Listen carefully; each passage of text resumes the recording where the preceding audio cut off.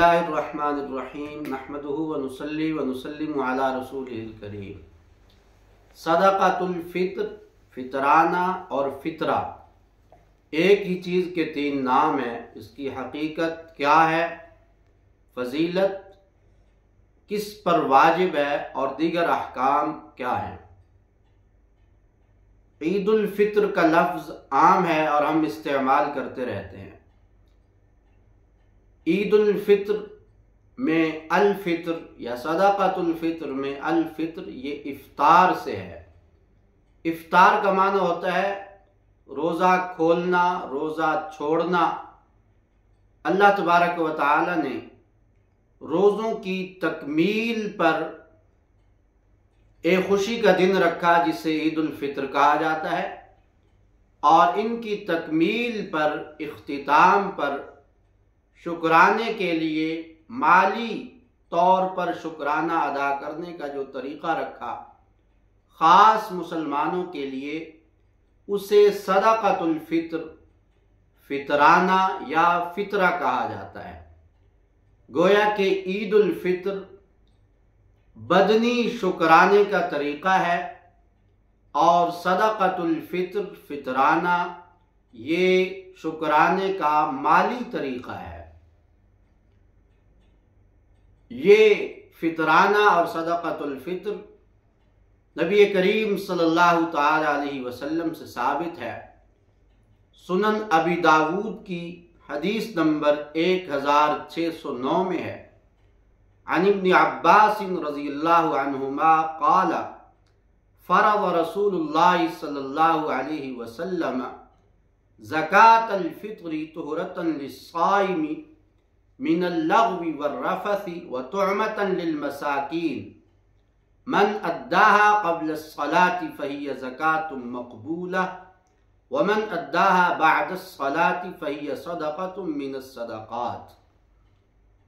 हज़रत अब्दुल्लाह इब्न अब्बास रज़ियल्लाहु तआला अन्हुमा फरमाते हैं कि रसूलुल्लाह सल्लल्लाहु अलैहि वसल्लम ने ज़कातुल फ़ित्र, सदक़ातुल फ़ित्र को तय फरमाया और मुकर्रर फरमाया। ये रोज़ादार के लिए उसकी फजूल बातों, नाजायज़ बातों की तरफ से तहारत और पाकीज़गी का ज़रिया बन जाता है, और मसाकीन व गुरबा, फ़ुक़रा के लिए ये रोज़ी रोटी का बंदोबस्त है। जो इसे नमाज ईद से पहले अदा करे तो ये एक मकबूल सदका है, और जो इसे नमाज ईद के बाद अदा करे तो वो सदका है। नंबर 3 कि ये सदका फित्र और फितराना किस शख्स पर वाजिब है। तो ये बात याद रहना चाहिए कि फितराना, सदका फित्र हर शख्स के ज़िम्मे नहीं है, बल्कि ज़कात की तरह अल्लाह तबारक व तआला ने इसकी एक मिक़दार और निसाब मुतय्यन किया है। जिस शख्स के पास माल की उतनी मिक़दार और निसाब हो, उस शख्स पर फितराना वाजिब है, हर शख्स पर नहीं है। ये अल्लाह ताला की तरफ से आसानी है। तमाम माली इबादात में शरीयत का मिजाज यही है कि वो हर शख्स के ज़िम्मा नहीं होती। जैसे उशर हर शख्स पर नहीं, ज़कात हर शख्स पर नहीं, कुर्बानी हर शख्स पर वाजिब और लाजिम नहीं, हज हर शख्स पर नहीं है। बिल्कुल इसी तरह ये माली इबादत भी हर शख्स पर नहीं है। किस शख्स के ज़िम्मे है? 5 चीज़ों में से किसी एक या एक से ज़्यादा चीज़ की बुनियाद पर फितराना वाजिब होता है। ये अगर उसूल समझ लिया जाए, ये बात समझ ली जाए, तो बहुत सारे मसाइल हल हो जाते हैं। नंबर 1 सोना, नंबर 2 चांदी, नंबर 3 नकदी कैश, नंबर 4 माल तिजारत, नंबर 5 ज़रूरत से ज़ायद सामान। जिस शख्स के पास, मर्द है या औरत, जिसके पास भी इन 5 चीज़ों में से कोई एक चीज़ या एक से ज़्यादा चीज़ें 52.5 تولہ چاندی کی قیمت کے برابر موجود ہوں تو اس شخص پر فطرانہ واجب ہے۔ اگر ہم گرام کے لحاظ سے اس کا حساب لگائیں تو یہ 612.35 گرام چاندی بنتی ہے۔ جس شخص کے پاس اتنی مقدار کا ضرورت سے زائد سامان یا سونا یا چاندی یا نقدی یا مال تجارت موجود ہو تو اس پر فطرانہ واجب ہے، اور اس کے لیے عاقل اور بالغ ہونا بھی شرط نہیں ہے۔ مثلا ایک نابالغ بچہ ہے اور اس کی ملکیت میں بھی اگر اتنا مال موجود ہے تو اس پر فطرانہ واجب ہوگا، یا کوئی مجنون ہے جس کی دماغی صورتحال درست نہیں ہے تو اس پر بھی یہ فطرانہ واجب ہوگا اگر اس کے پاس اتنی مقدار سامان، اتنی مالیت کی یہ چیزیں یا ان میں سے کوئی ایک چیز موجود ہو۔ اس سے اس غلط فہمی کا بھی ازالہ ہو گیا جو بہت سارے لوگ یہ سمجھتے ہیں کہ بھئی ہر شخص کے ذمہ فطرانہ ہوتا ہے، تو ہر شخص کے ذمہ نہیں ہوتا۔ چاندی کا حساب لگانا بالکل آسان ہے۔ آپ کسی نیوز پیپر میں یا گوگل پر جس جگہ رہائش پذیر ہیں وہاں چاندی کا ریٹ دیکھیں تولہ کا، اور پھر اس کو 52.5 کے ساتھ ضرب دیں، جو جواب آئے وہ ٹوٹل مالیت ہوگی۔ مثلا آج کی ڈیٹ میں اپریل 2024 کے آغاز میں پاکستان میں 52.5 تولہ چاندی کی قیمت تقریباً 1,35,000 کے لگ بھگ بنتی ہے۔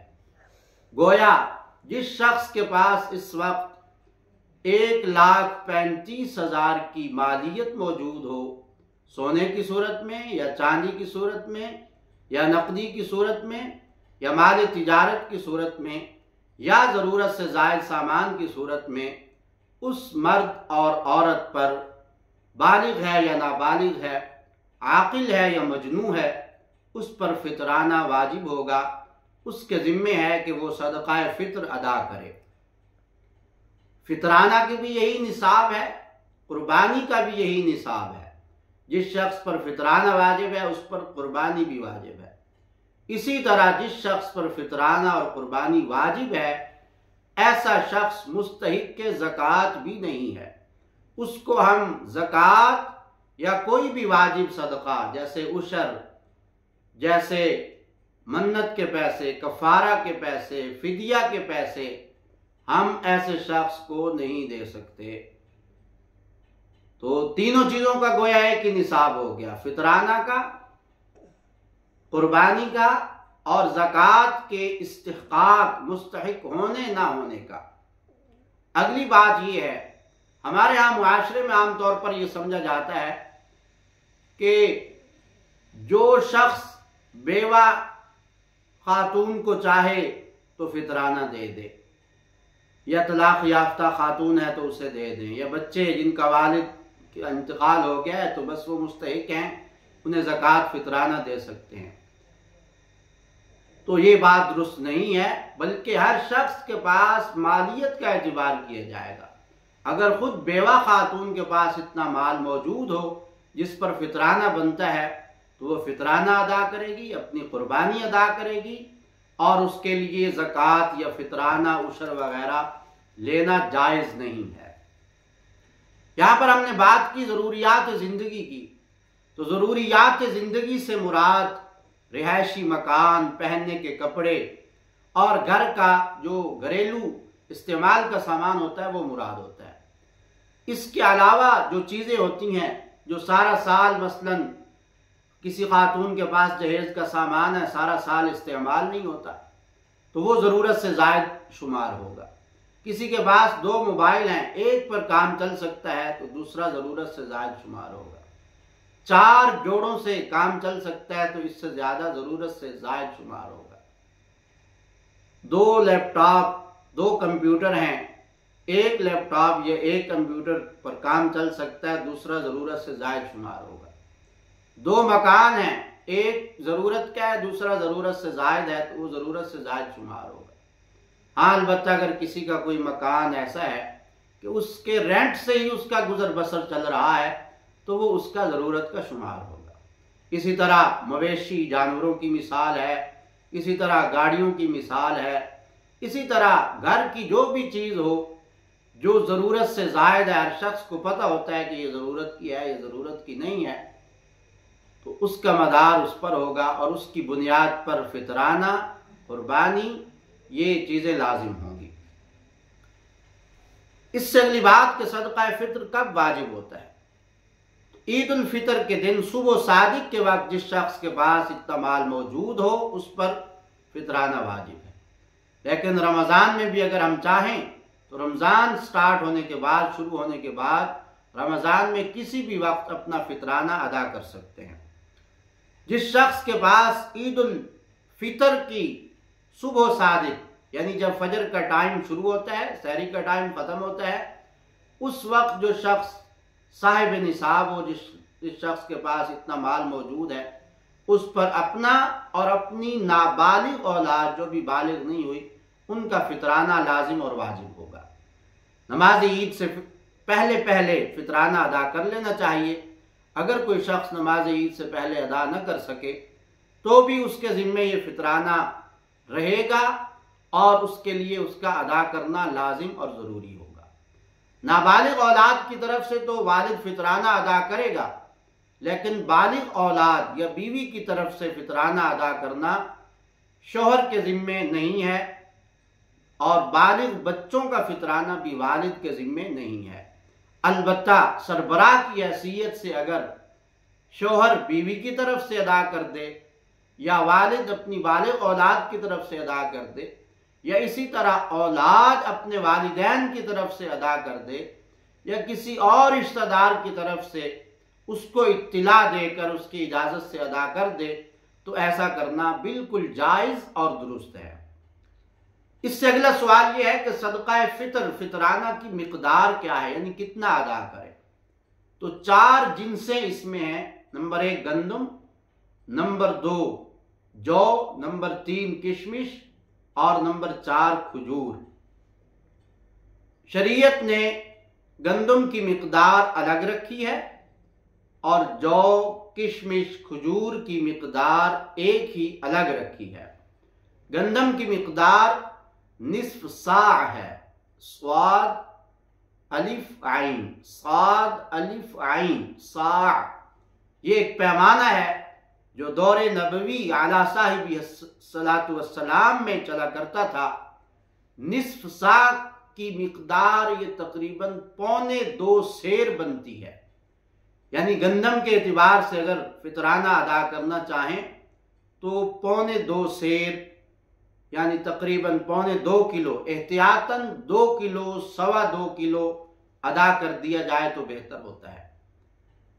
اور کشمش، جو، کھجور کی مقدار 1 صاع یعنی تقریباً 3.5 سیر، 3.5 کلو جو، کھجور یا کشمش، یہ فطرانہ کی مقدار ہے۔ خود یہ غلہ بھی دے سکتے ہیں کہ کوئی شخص گندم یا گندم کا آٹا دے دے 2 کلو، جو یا جو کا آٹا دے دے، اسی طرح کھجور دے دے 3.5 کلو، کشمش دے دے 3.5 کلو، اور ان میں سے کسی جنس کی قیمت بھی دی جا سکتی ہے کہ 3.5 کلو کھجور کی جو قیمت بنتی ہو وہ کسی مستحق کے زکوٰۃ شخص کو دے دی جائے۔ اسی طرح اتنی قیمت کی یا اس سے زیادہ قیمت کی کوئی چیز، راشن، کپڑا، جوتا وغیرہ خرید کر بھی کسی مستحق کے زکوٰۃ، غریب فقیر شخص کو دیا جا سکتا ہے۔ ہر شخص کو اپنی حیثیت کے موافق فطرانہ ادا کرنا چاہیے۔ لائف سٹائل تو ہم رکھتے ہیں برانڈڈ اور اچھے سے اچھے سوٹ اور بوٹ اور جوتے، شوز استعمال کرتے ہیں، اور جب فطرانہ ادا کرنے کی باری آتی ہے تو کہہ دیا جاتا ہے جی 250 بنتا ہے کہ 300 بنتا ہے کہ 350 بنتا ہے۔ جس کی حیثیت جیسی ہو اعلیٰ سے اعلیٰ فطرانہ دینا چاہیے۔ مثلا کھجور میں کوالٹی ہے सस्ती खजूर है, फिर महंगी है, फिर मज़ीद महंगी है, और सबसे अच्छी अजवा और अंबर वगैरह है। उसकी कीमत की अगर कोई अदा कर सकता हो, जिसको अल्लाह ताला ने हैसियत दी है, तो अल्लाह ताला के रास्ते में खर्च करना चाहिए। खर्च करने से माल कम नहीं होता। नबी करीम सल्लल्लाहु अलैहि वसल्लम ने फरमाया कि अल्लाह ताला फरमाते हैं, अनफिक उनफिक अलैक, मेरे बंदे खर्च कर, मैं तुझ पर खर्च करूंगा। ये हदीस कुदसी सही बुखारी में मौजूद है। बहरहाल अपनी हैसियत के मुआफिक सदका फित्र अदा करना चाहिए। फिर इंसान जिस जगह रह रहा होता है, एक शख्स ने हमसे दुबई से पूछा कि भाई हम सदका फित्र कहाँ के एतबार से अदा करें। तो मैंने यही गुजारिश की कि भाई रहे आप दुबई रहे हैं, कमा दुबई में रहे हैं, खा पी दुबई में रहे हैं, लाइफ स्टाइल वहाँ के गुजार रहे हैं, और आप चाहते हैं कि सदका फित्र पाकिस्तान में 2 किलो गंदम के हिसाब से अदा करते हैं 250-300 रुपए। तो जिस जगह इंसान रह रहा है उसी जगह की कीमत के एतबार से अपना और अपनी नाबालिग औलाद का फितराना अदा करेगा। अलबत्ता जो बालिग औलाद या बीवी अगर मसलन पाकिस्तान में है तो उनका फितराना वहाँ के एतबार से अदा किया जा सकता है। आखिरी बात के सदका फित्र किसको दिया जा सकता है और किसको नहीं दिया जा सकता। गैर मुस्लिम और काफिर को फितराना नहीं दे सकते। मसलन कादियानी हैं, जिक्री हैं, आगा खानी हैं, ईसाई हैं, यहूदी हैं, हिंदू हैं, इन तमाम कुफ्फार को फितराना देना जायज़ नहीं है। हाशमी को, जो नबी करीम सल्लल्लाहु अलैहि वसल्लम के दादा हाशिम हैं, उनकी औलाद में से जो हो उसको फितराना नहीं दे सकते। जैसे अब्बासी हैं, अलवी हैं, सैयद हैं, इनको फितराना देना जायज़ नहीं है। अपने वालिदैन को या वालिदैन के वालिदैन को, दादा परदादा लक्कड़ दादा ऊपर तक, इनको फितराना नहीं दे सकते। इसी तरह माँ और फिर नाना परनाना लक्कड़ नाना ऊपर तक इनको नहीं दे सकते। नानी परनानी लक्कड़ नानी ऊपर तक इनको नहीं दे सकते। औलाद को और आगे औलाद की औलाद को भी नहीं दे सकते। मसलन बेटा, आगे फिर पोता पोती पड़पोता पड़पोती वगैरह आखिर तक इनको नहीं दे सकते। बेटी, बेटी की औलाद, नवासा नवासी पर नवासा पर नवासी आखिर तक इनको नहीं दे सकते।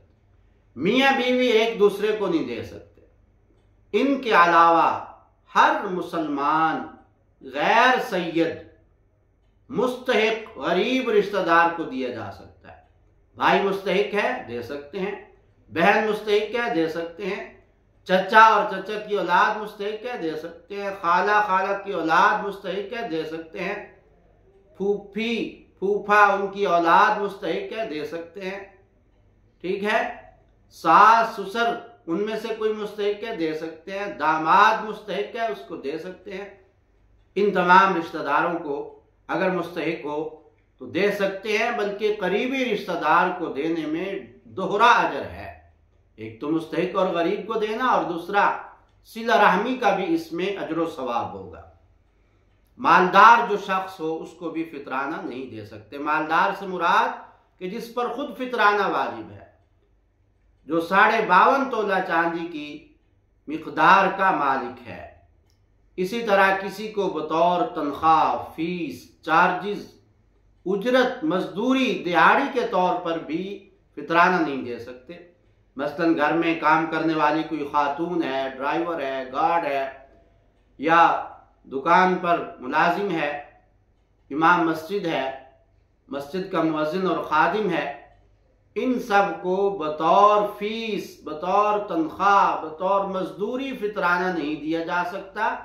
अलबत्ता अगर मुस्तहिक हों तो फिर दिया जा सकता है, तनख्वाह से हटकर बतौर हदिया दे दें, बतौर ईदी दे दें। और ये भी अहम बात है कि ये फितराना है या ज़कात है, ये हम ईदी के नाम पर, इनाम के नाम पर और गिफ्ट के नाम पर भी दे सकते हैं। कि आप जिसको दे रहे हैं उसको ये ना बताएं कि ये फितराना की रकम है या ये ज़कात की रकम है, बल्कि आपकी नीयत फितराना की है। उससे आप कहें कि ये आपके लिए थोड़ा सा हदीया है, ये आपके लिए ईदी है, ये आपके लिए छोटा सा गिफ्ट है, یوں کہہ کر آپ اس کی عزت نفس کا خیال رکھتے ہوئے فطرانہ دیں۔ اور یہ فطرانہ کے متعلق اہم مسائل، ان کا خیال رکھ کر ہمیں اپنی یہ مالی عبادت ادا کرنا چاہیے۔ اللہ تبارک و تعالی دین کی صحیح سمجھ عطا فرمائے۔ وآخر دعوانا الحمدللہ رب العالمین۔